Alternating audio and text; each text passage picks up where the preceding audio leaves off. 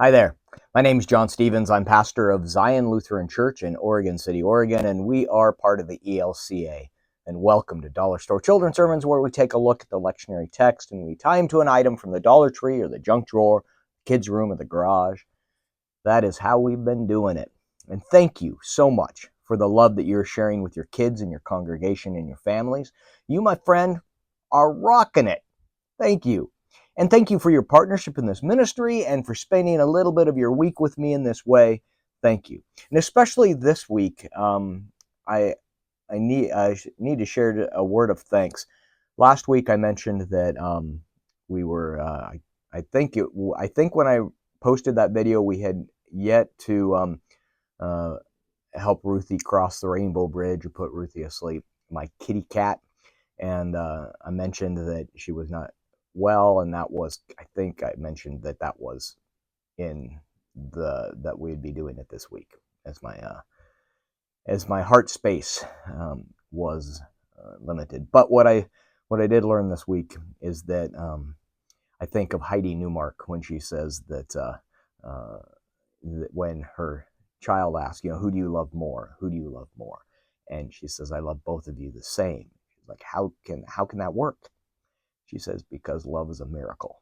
Paraphrase, but that's, and so what I'm finding is that the outpouring of love that I've received from you and others, that it's been humbling is not the right word. It's just been a blessing. So thank you very much. So this is for the Revised Common Lectionary, and we are looking at, this is the 6th Sunday of Easter, and the text is John 14:23-29. And there's this gift of the Holy Spirit, the advocate, the promise that it's coming, and that Jesus, when he goes away, he's not going to leave us orphaned. He's not going to leave us alone. There is a gift that Jesus is promising and is going to give, and it's the presence of the Holy Spirit. It's the presence of God in our midst that but we look at it as the presence of Jesus changes from that bodily to the Spirit to God working in, with, and through us. When two or more are gathered, Christ is present, all of those things. But there's the promise when Jesus in this text says, I'm going to give you an advocate. I'm going to give, I'm not going to leave you alone. You will not be orphaned. So with that, with not breaking down all of how that works, and I mean, anytime we look at the Trinity, anytime we look at the Spirit and Jesus and God dancing with one another, we are left with more questions, which is fine. Questions are a good and a holy thing. But the direction I'm going on this is not to look at answers, but is to look at that promise. And so where I'm going is a gift.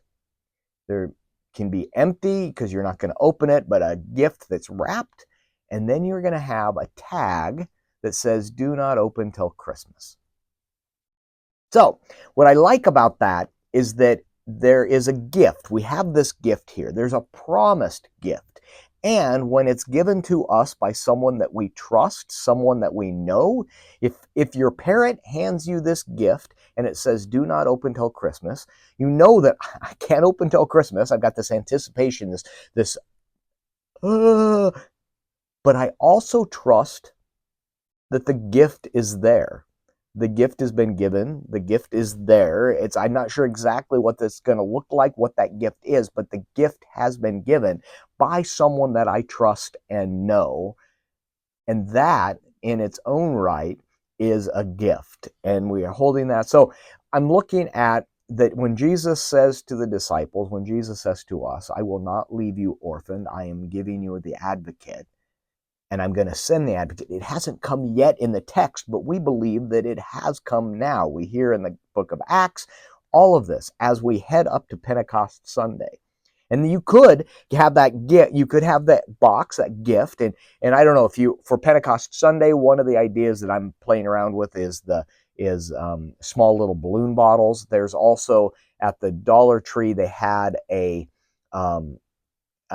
showed it at the Easter text, but it was a pipe kind of thing where it was a bubble blower, but that when you blew it, all kinds of bubbles went out. So if you were doing that, or you're doing the small little bottles of bubbles, you could put them in the box. And so that on Pentecost Sunday, you have this gift box and the promise of the advocate. And so you can open up the gift box. And then we hear and we find out that we as well are the gifts for the world as we are sent out. So you could tie those two children's sermons together. This one, the sixth Sunday after Pentecost, and not after Pentecost, after Easter. I've got Pentecost on the brain.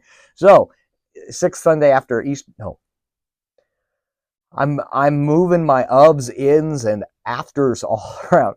It's the sixth Sunday of Easter. We're still in Easter, people. I'm reminding myself. Yeah. And then Pentecost is coming with that gift tag that says do not open until Christmas, but you could change that and say do not open until Pentecost. There's the idea. So I'm hoping this can be useful for your own children's sermon. Again, thank you so much for all of the love that you've outpoured this week. Thank you for spending a little bit of your time with me in this way, your partnership in this ministry, but most importantly, thank you for the love that you're sharing with your kids and your congregations and your family and your families. You are rocking it. All right, we'll see you next week. Peace.